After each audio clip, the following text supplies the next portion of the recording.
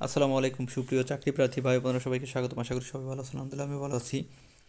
আজকে আপনার জন্য আরও একটি নিয়োগ বিজ্ঞপ্তি নিয়ে হাজির হয়েছি। সিভিল সার্জন অফিস কুষ্টিয়া তারা একটি বিশাল নিয়োগ বিজ্ঞপ্তি প্রকাশ করেছে, যেখানে বাংলাদেশের নাগরিক এবং কুষ্টিয়া জেলার স্থায়ী বাসিন্দা নারী পুরুষ উভয় আপনারা আবেদন করতে পারেন। আবেদনটি সম্পূর্ণ অনলাইনে। আবেদনের শেষ সময়সীমা আগামী 24শে মার্চ বিকাল 5 ঘটিকা। আবেদনটি ইতিমধ্যে শুরু হয়ে গেছে, আপনারা সকলেই জানেন। মার্চ মাসের 4 তারিখ থেকে আবেদনটি শুরু হয়েছে। তো আপনারা চাইলে আজকে থেকে আপনারা অনলাইনে আবেদন করতে পারবেন। তো চলুন আমরা সার্কুলারে বিস্তারিত দেখে নিই। তো আপনারা এখানে দেখতে পাচ্ছেন প্রথম যে পদটি স্বাস্থ্য সহকারী, এখানে পদসংখ্যা 97টি। এখানে বেতন গ্রেড 16 এবং শিক্ষাগত যোগ্যতা এখানে উচ্চ মাধ্যমিক সার্টিফিকেট বা সমমানের পরীক্ষায় উত্তীর্ণ। তো এখানে স্বাস্থ্য সহকারী 97টি পদ হচ্ছে আপনার কুষ্টিয়া জেলার মধ্যে যে সকল উপজেলা আছে, উপজেলার মধ্যে ইউনিয়ন আছে, ইউনিয়নে ওয়ার্ড ভিত্তিক। তো আপনারা চাইলে পাশের ওয়ার্ড খালি থাকলে সেখানেও আবেদন করতে পারবেন, কিন্তু যদি ইউনিয়নের মধ্যে আপনার পদ না থাকে তো সেই ক্ষেত্রে সেই ইউনিয়নের কেউ যদি আবেদন করেন সেটা ফলপ্রসূ হবে না। তো আপনারা কুষ্টিয়া জেলার সিভিল সার্জনের অফিসের ওয়েবসাইট থেকে আপনারা দেখে নেবেন যে আপনাদের ইউনিয়নের স্বাস্থ্য সহকারী পদটা খালি আছে কিনা, কিংবা দেখা যাচ্ছে ওখানে যারা জব করে তাদের থেকে আপনারা খোঁজ নিয়ে দেখতে পারেন।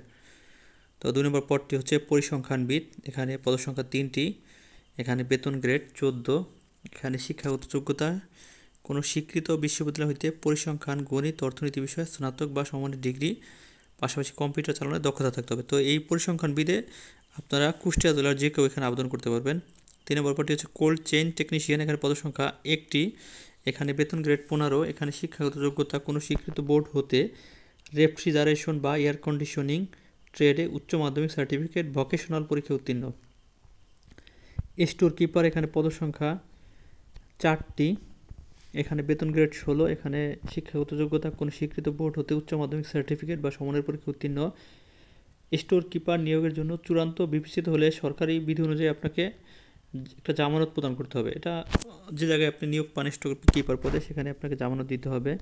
5 নম্বর পদ হচ্ছে 60 মুদ্রাক্ষরিক কাম কম্পিউটার অপারেটর। এখানে পদসংখ্যা 1টি। এখানে বেতন গ্রেড 14। এখানে শিক্ষাগত যোগ্যতা কোনো স্বীকৃত বিশ্ববিদ্যালয় হতে 2য় শ্রেণী বা সমমানের সিজিপিএতে স্নাতক বা সমমানের ডিগ্রি। এখানে ষাটলিপিতে বাংলায় প্রতি মিনিটে 45, ইংরেজিতে প্রতি মিনিটে 70 শব্দের গতি থাকতে হবে। পাশাপাশি টাইপিংয়ে বাংলায় 25, ইংরেজিতে 30 শব্দের গতি থাকতে হবে। পাশাপাশি আপনাদের কম্পিউটার চালানোর দক্ষতা অবশ্যই থাকতে হবে। 6 নম্বর পদটি অফিস সহকারী কাম কম্পিউটার মুদ্রাক্ষরিক। এখানে পদসংখ্যা 5টি। এখানে বেতন গ্রেড 16। এখানে শিক্ষাগত যোগ্যতা কোনো স্বীকৃত বোর্ড হতে অনন্য 2য় বিভাগ বা সমমানের সিজিপিএতে উচ্চ মাধ্যমিক সার্টিফিকেট বা সমমানের পরীক্ষা উত্তীর্ণ।